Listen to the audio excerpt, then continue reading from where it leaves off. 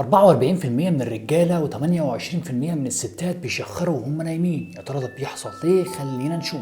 لما بننام بترتخي العضلات المسؤولة عن المجرى التنفسي، وبالتالي ده بيخلي مجرى التنفس ضيق شوية، ولما تخش الهواء ويطلع الهواء من الشهيق والزفير بيعمل تذبذبات واهتزازات بقى في المجرى التنفسي، وبالتالي يؤدي إلى صوت وانت بتتنفس وانت نايم. يعني في الطبيعي بيحصل أصلا صوت بسيط جدا واهتزازات محدش بيسمعها، إلا إنه في أسباب معينة بقى بتخلي مجرى التنفس أضيق من المعتاد، وبالتالي بتخلي الترددات والذبذبات دي عاليه، فبالتالي يطلع صوت شخير عالي جدا.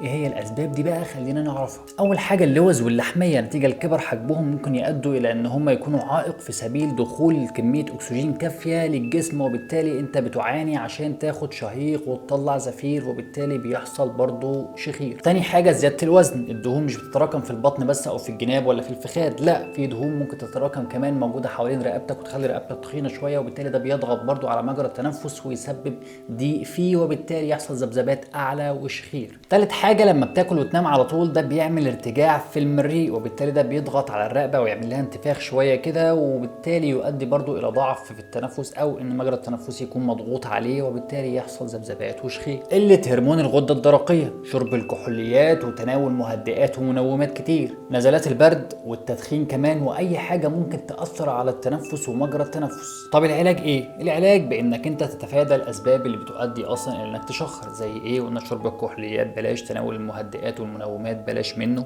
لو اللحميه او اللوز مسببين مشكله ممكن يحصل عمليه جراحيه بسيطه ويتشالوا فتحل المشكله ان شاء الله. تعديل وضعيه النوم، تنام على جنبك بدل ما تنام على ظهرك او على بطنك عشان ده بيضغط على المجرى التنفسي. وانت نايم تكون عادل دماغك كويس، مش دماغك متنيه مثلا كده وانت نايم او رايحه لورا خالص، لا، خلي دماغك مستقيمه وعاديه جدا وانت نايم. ما تغطيش دماغك وانت نايم برضو، لان ده هيقلل كميه الاكسجين اللي داخلالك عشان تتنفس، وبالتالي هيؤدي لضعف في التنفس، وبالتالي برضو يؤدي الى الشخير. نزلات البرد واحتقان الانف برضو هتخليك تشخر، وبالتالي لازم ممكن مثلا تاخد دش ساخن، وده هيفك مجرى التنفس كويس ويزيل الاحتقان ده، وتقدر تنام ببساطه. في عمليات جراحيه بتتعمل في المواقف اللي زي دي لحل المشكله، ولكن اولا لازم يعرفوا الاول ايه سبب المشكله عندك انت شخصيا، لان كل حاله مختلفه عن الثانيه. هل الانف بقى، هل اللوزتين، هل مثلا اللحميه، مجرى التنفس فيه مشكله، هل في اي مشاكل تانية عموما عندك او امراض مزمنه او غيره ولا لا. في جهاز كمان بيتباع في بعض الصيدليات الكبيره مانع للشخير او بيساعد في منع الشخير.